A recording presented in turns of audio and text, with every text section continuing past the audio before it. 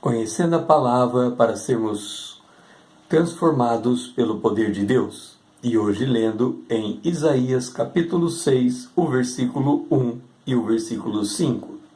No ano da morte do rei Uzias, eu vi o Senhor assentado sobre um alto e sublime trono, e as abas das suas vestes enchia o templo. Verso 5. Então disse eu, ai de mim, estou perdido, porque sou homem de lábios impuros, habito no meio de um povo de impuros lábios, e os meus olhos viram o Rei, o Senhor dos Exércitos. Nós estamos estudando a vida de Jó. Esta extraordinária visão que Deus deu a Isaías nos traz a cena toda vista por Jó, do qual nós temos relatado como resultado desta jornada dele diante de Deus.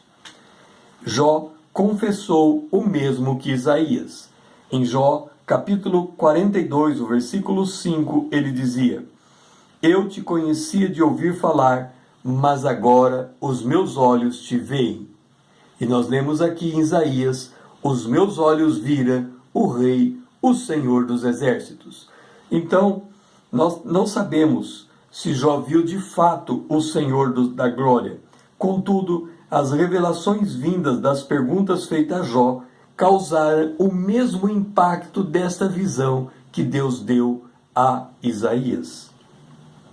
Vamos procurar entender a sequência dos eventos, pois em 1 Coríntios capítulo 2, o versículo 13, é dito que o Espírito Santo nos ensina, comparando coisas espirituais com coisas espirituais. E nós estamos comparando aqui a vida de Jó com a vida de Isaías. Do mesmo modo, nós devemos comparar a vida de Jó com a nossa vida.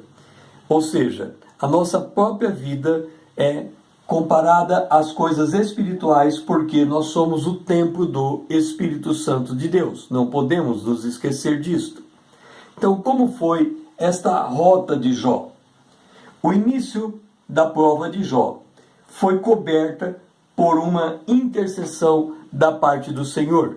Nós devemos nos lembrar que o Senhor disse: conserva-lhe, pois, a vida.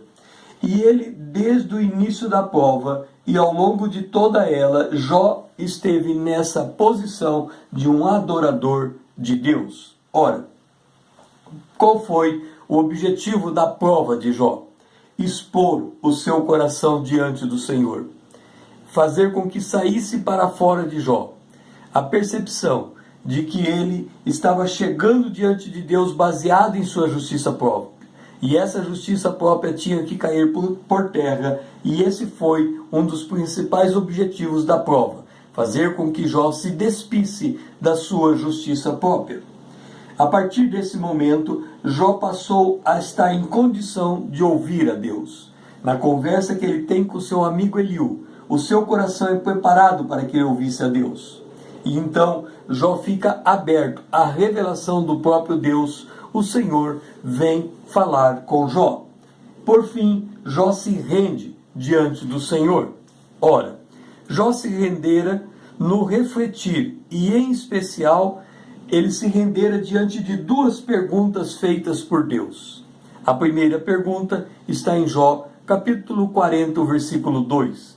Acaso quem usa de censura e contenderá com o Todo-Poderoso? Pergunta Deus. Diante dessa pergunta, Jó se rendeu e declarou: eu sou indigno, que te responderei eu? Jó estava na prova, adorando a Deus, e quando ele se rende ao Senhor, ele se declara indigno, assim como Isaías declarou: ai de mim, estou perdido, porque sou homem de lábios impuros, habito no meio de um povo de impuros lábios. Então Deus lhe faz uma segunda pergunta. Está em Jó, capítulo 40, o versículo 8. Acaso anulará tu de fato o meu juízo, ou me condenará para te justificar? Jó então compreendeu que a sua prova fazia parte de um plano de Deus, de um propósito do Senhor, para levá-lo à presença de Deus e o conhecê-lo. Com isso, Jó responde em Jó 40, o versículo 2. Bem sei que tudo podes e nenhum dos teus planos podem ser frustrados. Bem sei que Deus tudo pode. Então, duas conclusões. O Jó chegou diante do Senhor. Eu sou indigno e tudo Deus pode. Ele pode preparar essa prova para nos conduzir na presença de Deus. Com isso, Jó nos ensina que não importa o tamanho da nossa prova, Deus tem um propósito. Só conseguiremos ter esta revelação se houver em nós uma disposição de mudar o nosso modo de pensar à luz da palavra de Deus para sermos transformados pelo poder de Deus. Este é o objetivo final da prova que Deus nos dá, nos levar a passar por uma transformação diante do Senhor, para que nós possamos aprender a conhecer quem Deus é e quem é aquele a quem Ele enviou. O meu nome é César Azevedo, usando a internet para com você compartilhar a palavra de Deus.